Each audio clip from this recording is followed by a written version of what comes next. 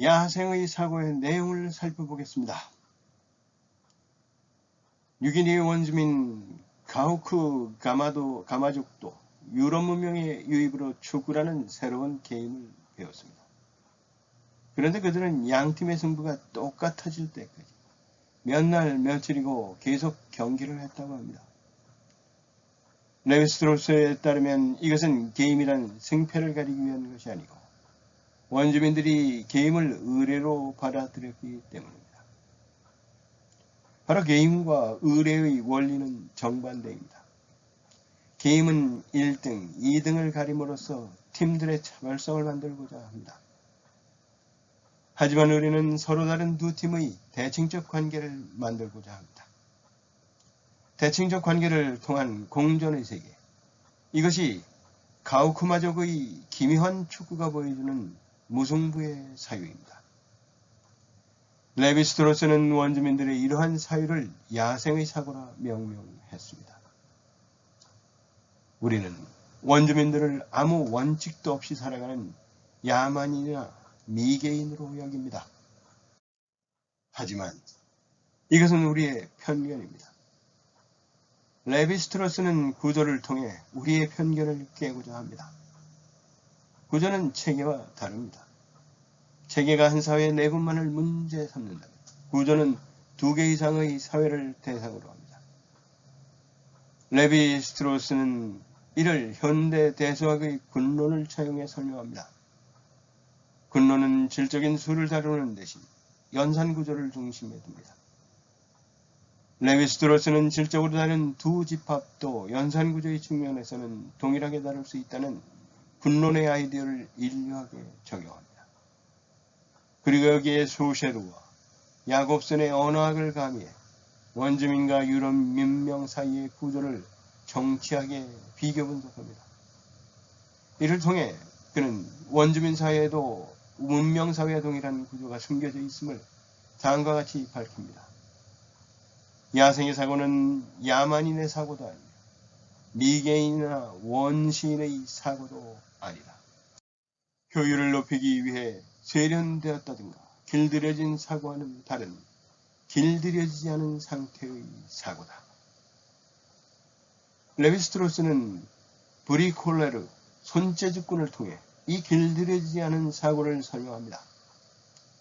레비스트로스가 소개하는 작품 하나를 보면 동서양과 시간을 가로지르며 다양한 건축 양식을 구현하고 있는 우편배달부 슈발의 아방궁입니다.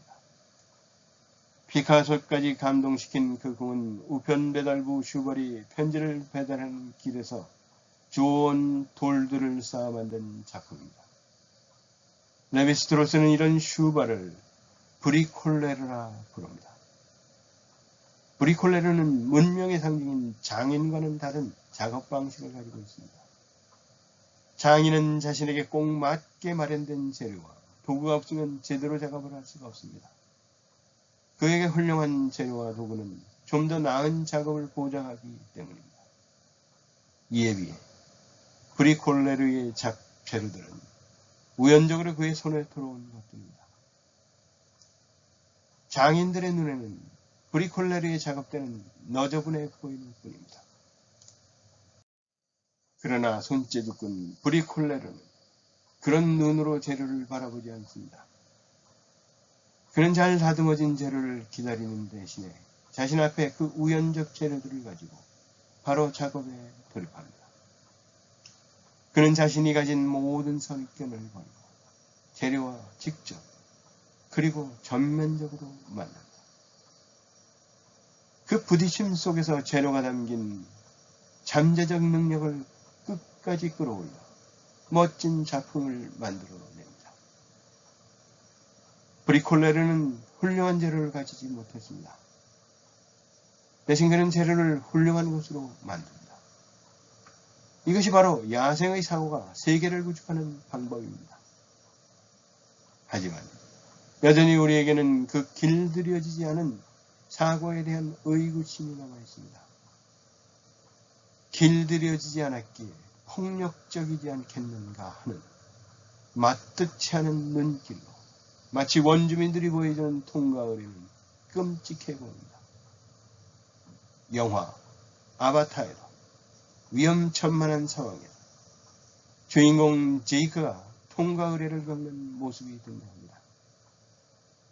나비족의 전사가 되려는 제이크는 자신을 허락하는 익룡 이크란을 찾아 교감에 성공해야 합니다. 그 과정에 세련되고 효율적인 매뉴얼이 들어올 틈은 없습니다. 그것은 차라리 싸움에 가까워 보입니다. 그 싸움은 제이크가 인간으로서 이크란의 주인이 되겠다는 생각을 버릴 때 끝납니다.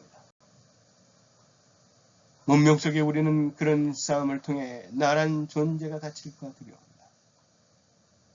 그래서 친절이나 상냥한 미소의 서비스를 바랍니다.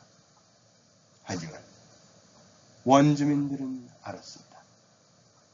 교감은 그런 서비스로는 이뤄낼 수 없음을. 나를 지키겠다는 두려움의 오리로 교감을 싸움으로 만들어버리는 것이고, 그들에게 어른이 된다는 것은 이제껏 타자였던 자연과의 교감 능력을 획득하는 것입니다. 그리고 그 교감은 오로지 인간이란 정체성을 버릴 때 가능합니다. 통과 의례의 고통은 자신을 해체시키는데 따른 아픔을 표현하고 있을 뿐입니다. 게임의 원리를 따르는 서구적 지성은 자연으로부터 분리된 특권적 영토 안에 인간을 세웠습니다. 그리고 인간이 자연으로부터 멀어진 꼭 그만큼 인간들 스스로도 서로에 대해 분리된 채 살아가게 되었습니다. 인간은 자연에 대해서도 서로에 대해서도 고립된 채 자신의 영토를 지키고 확장하는 데 혈안이 되었습니다. 선진국과 후진국 간의 농산물 파동, 세계 곳곳에서 벌어지는 인종분쟁과 종교분쟁, 그렇게 우리는 교감과 공존의 능력을 상실해 갔습니다. 타자든 자연이든 교감과 공존은 나의 것에 대한 탐욕을 버리지 않는 한 이루어지지 않습니다. 가우크 가마족이 바보여서 그런 기묘한 축구를 한 것이 아닙니다. 그들에게 중요한 것은 어떻게든 같이 살아가는 무승부의 세계를 만드는 것입니다. 교감과 공존을 길들여진 자신만의 영토에서 나올 때 시작됩니다. 자신을 해체한 마주침 속에서 매 순간 새롭게 형성되는 교감과 공존의 집안. 그렇게 레비스트로스는 말합니다. 궁극적 목적은 인간을 구성하는 것이 아니고 인간을 용해하는 것이라고. 그리고 덧붙입니다. 설령 그 용해가 기존의 나를 통째로 뒤집더라도 감수해야 한다고. 지금까지 클로드 레비스트로스의 야생의 사고에서 살펴본 바와 같이 클로드 레비스트로스의 야생의 사고가 보여주듯 레비스트로스의 이론은 서구 중심주의를 해체하라는 작상과 이론틀을 제공했습니다. 서구 중심주의를 넘어서 한국 사회에 존재하는 보편성과 특수성을 해명하는 것은 한국 인문사회가의 매우 중요한 과제입니다. 바로 레비스트로스의 야생의 사고를 꼭 읽어야 할 이유입니다. 20세기에 발간된 우수하고 의미있는 책 100선 중 49번째 책, 인문학 부분 19번째 책 클로드 레비스트로스가 1961년에 출간한 야생의 사고를 마칩니다. 감사합니다.